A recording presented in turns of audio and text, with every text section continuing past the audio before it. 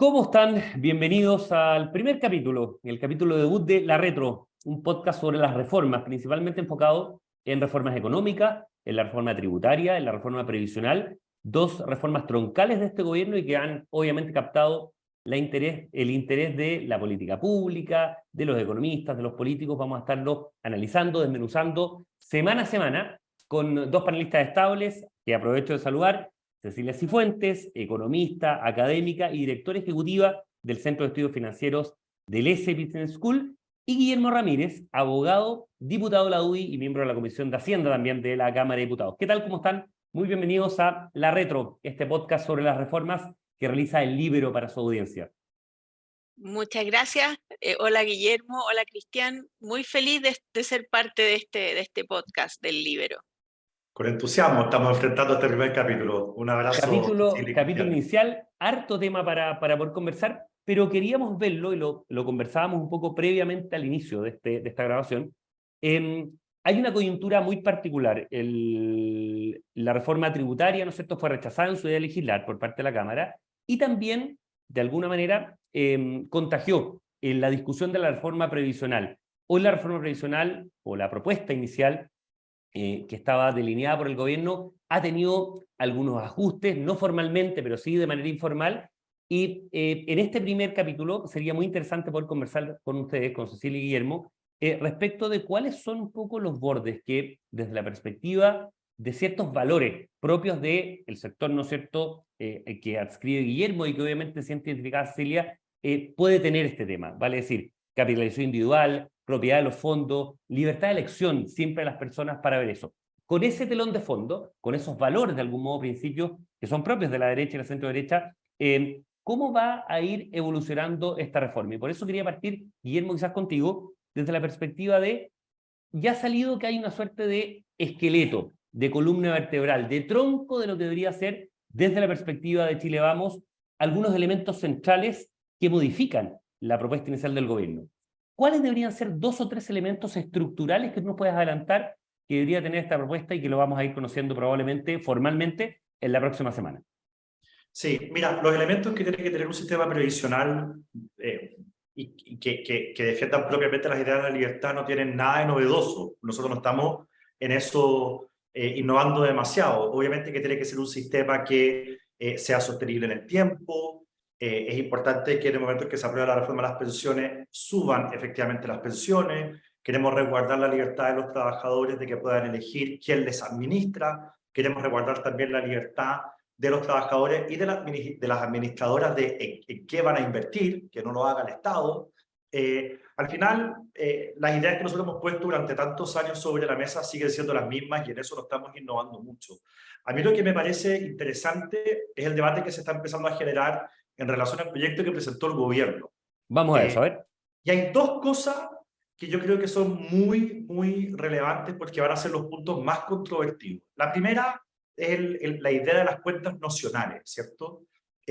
Para nosotros el tema de las cuentas nocionales, perdón que lo ponga en estos términos tampoco académicos, pero es como una gran chiva, porque en el fondo el gobierno dice, mire, usted va a cotizar 6 puntos adicionales, de los cuales una parte va a ir a un fondo de reparto, y otra parte va a ir a unas cuentas nocionales, es decir, esa plata a usted se la vamos a anotar en un papelito, cuánto fue lo que usted aportó, y al final cuando usted se jubile vamos a mirar el papelito y vamos a ver cuánto le debemos con ciertos ajustes y le vamos a pagar esa plata.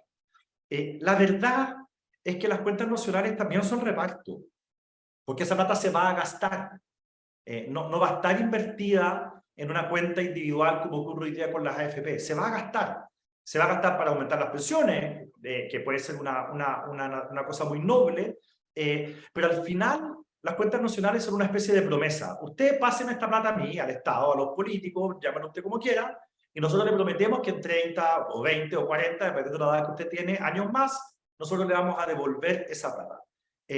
Nosotros estamos en la lógica de rechazar por completo la idea de las cuentas nacionales. O sea, esto que se anota lo que tú aportas en un papelito y que después te lo van a devolver es algo que no es aceptable para nosotros. Si el Tú planteas, gobierno Guillermo, quiere... perdón, dos temas. Uno, lo vamos a dejar en barbecho, ¿no es cierto?, que ya lo vas a contar, y uno, el cuentas nacionales. Y le quería preguntar a Cecilia respecto a eso. Las cuentas nacionales vienen, como muchas de las ideas de la centroizquierda, desde los países nórdicos, ¿no es cierto? Vienen como una idea, como un elemento transicional, como un elemento intermedio, pero en esencia, como muy bien dice Guillermo, son mucho más reparto que capitalización individual, porque capitalización individual no lo son. Y por lo tanto, desde tu mirada, esta idea de eventualmente que hoy el peso político o la proyección política lo vea como algo que sea mucho más descartable y que finalmente los puntos adicionales que uno quiera, 6, 7, 4 adicionales, ¿no es cierto?, vayan a capitalización individual. Claramente, desde la perspectiva técnica, Cecilia, es una muy buena noticia, ¿no? Es una muy buena noticia, yo aquí concuerdo completamente con Guillermo. A mí el aspecto que menos me gusta de la reforma del gobierno son las cuentas nacionales. Y aquí es un tema, claro, son las ideas que la derecha siempre ha defendido, pero hay un tema bien práctico, bien pragmático. Los sistemas de reparto en el mundo están quebrados y están quebrados por la realidad demográfica. Eso no tiene nada que ver con ideología. El hecho de que esté cayendo la tasa de natalidad y que cada vez vivamos más no tiene nada que ver con la ideología, pero en un esquema en que se tienen muy pocos hijos y las personas viven mucho tiempo, un sistema de reparto no funciona, definitivamente no funciona. Los países partieron con sistemas de reparto hace más de un siglo, ya bastante más de un siglo, con otra demografía y en ese minuto eran viables y ahora no lo son. La crisis que se está produciendo en Francia por elevar la edad de jubilación, para mí es la muestra más clara de que esto no es viable. Los países están todos transitando hacia un sistema de capitalización porque es sostenible en el tiempo. Y por supuesto que en la transición tienen un sistema mixto. Entonces a mí me parece un muy mal argumento que digamos nosotros tenemos que transitar hacia el sistema mixto, entonces tenemos que ellos avanzan a un sistema de capitalización y nosotros retrocedemos uno de reparto. Me parece que no tiene ningún sentido. Como dice Guillermo, las cuentas nacionales son un sistema de reparto, que es una forma de organizar el reparto, pero si Chile ya hizo ese proceso que todos los demás países están haciendo, me parece tremendamente injustificable avanzar hacia algo que en realidad es un retroceso. Y aquí hay que mirar además la experiencia de la región. Aquí se están dando, bueno, un fenómeno ya se dio en Argentina con esta idea de que el Estado maneja el sistema de capitalización y la plata ya se gastó. Estamos viendo exactamente lo mismo ahora en Bolivia, que partió, hizo el sistema de capitalización, lo ha empezado a cambiar y ahora está en una situación fiscal muy compleja en Bolivia. Todavía quedan fondos de capitalización y van a pasar al Estado.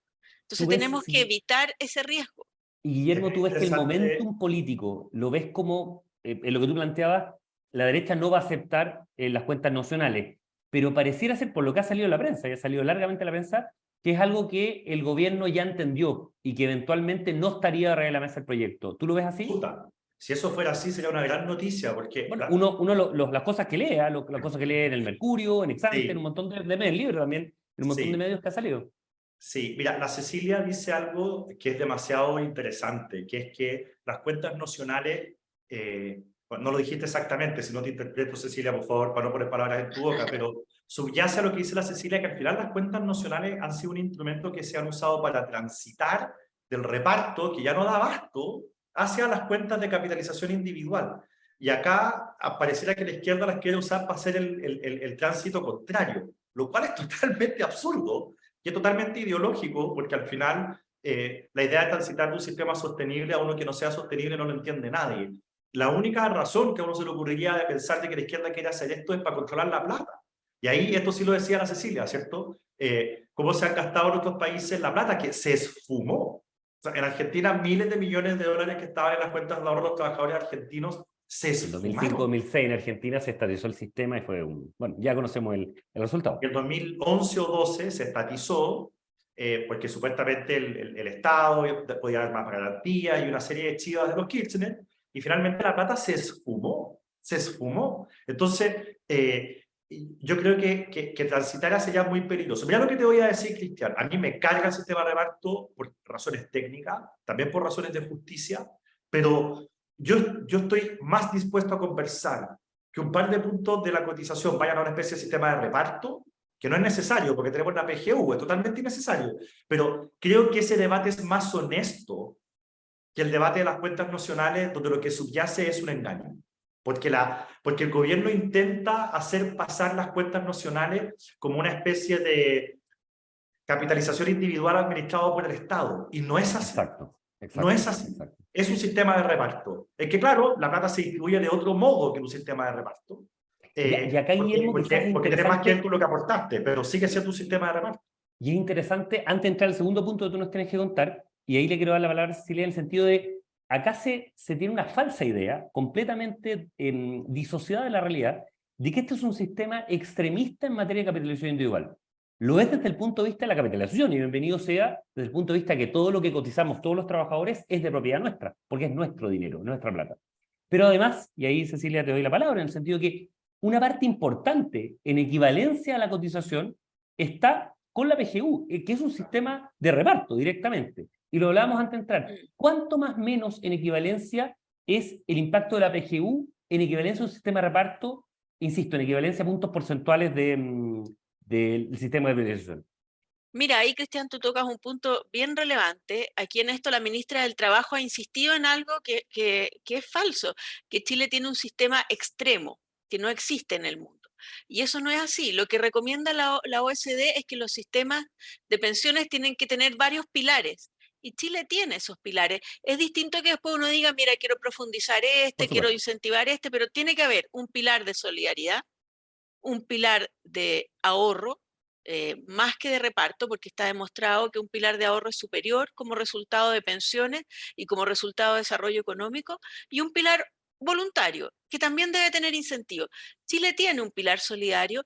Yo concuerdo que cuando se produjo el estallido, el pilar solidario estaba un poco debilitado. Había bastante consenso en que había necesidad de profundizar este pilar solidario, pero la verdad es que eso se hizo.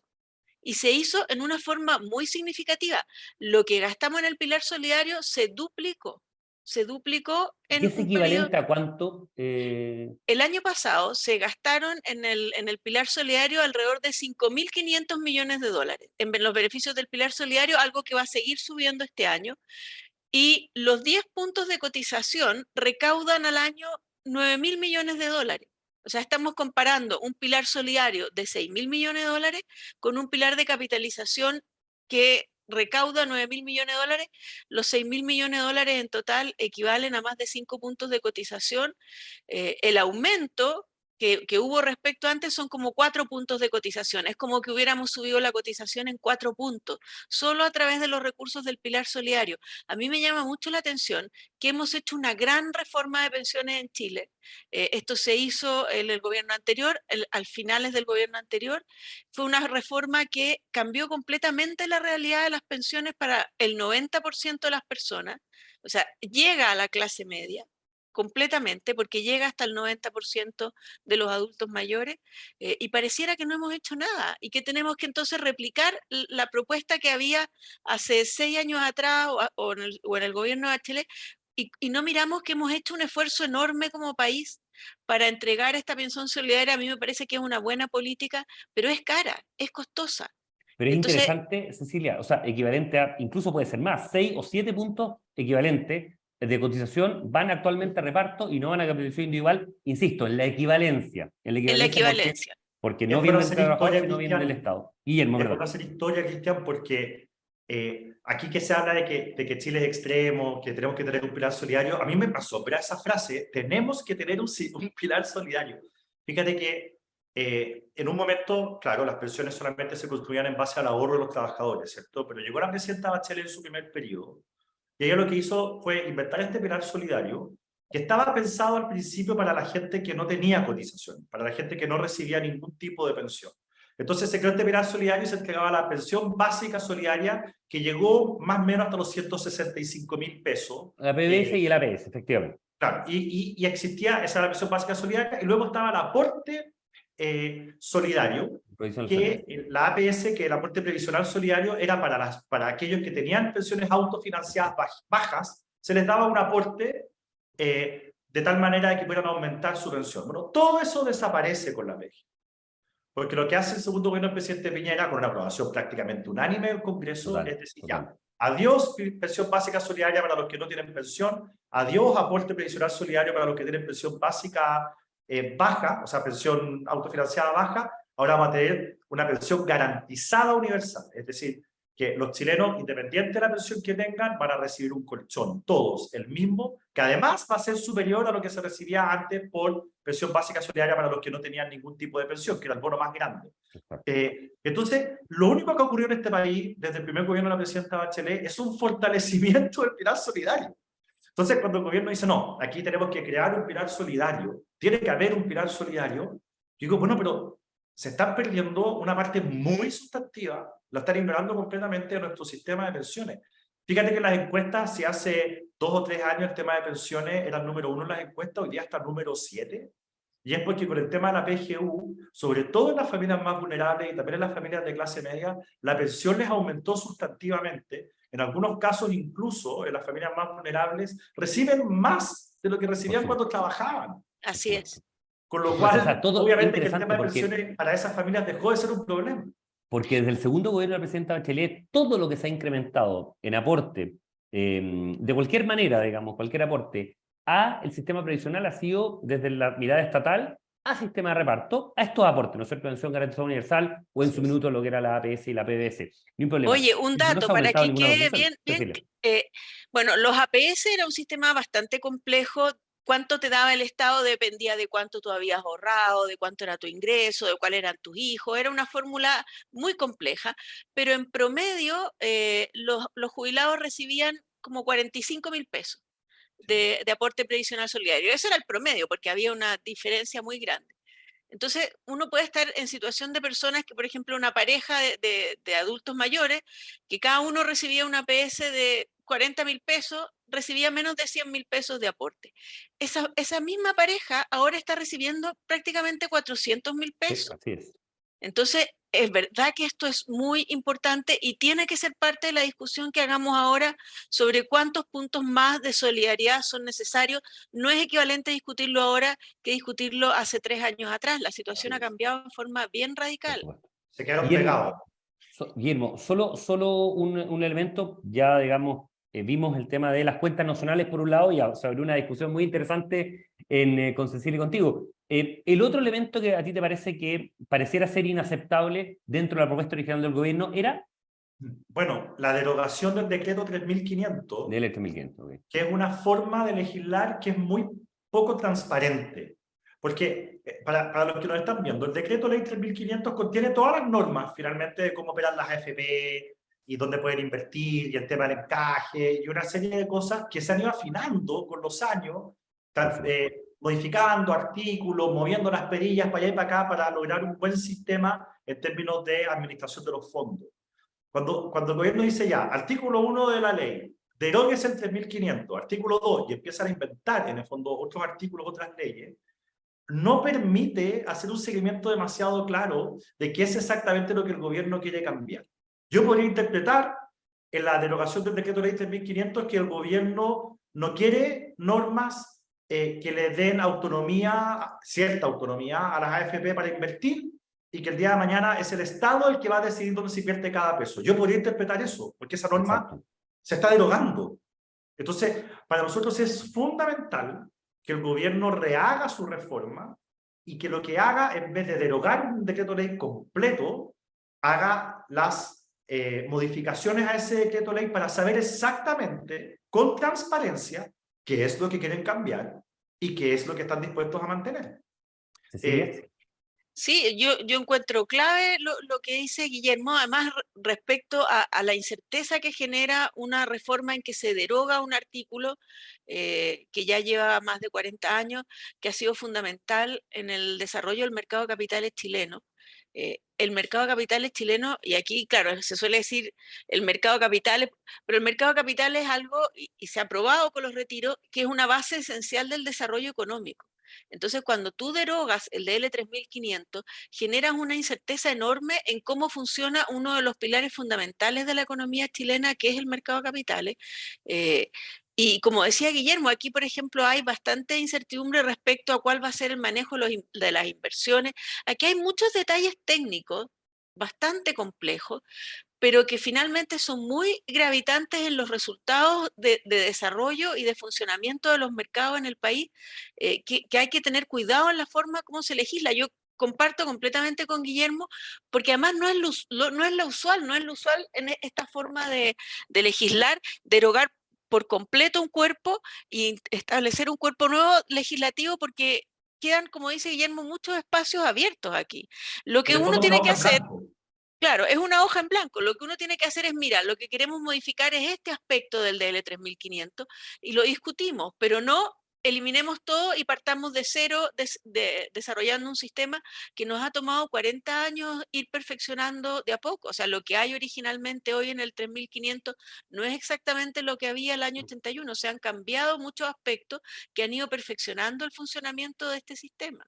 Una retroexcavadora 2.0, como se diría periodísticamente, y que, bueno, le da un poco el sentido al nombre de lo que es este podcast que vamos a estar viendo semana a semana, con estreno los días jueves, siempre conversando con Cecilia Cifuentes, con Guillermo Ramírez.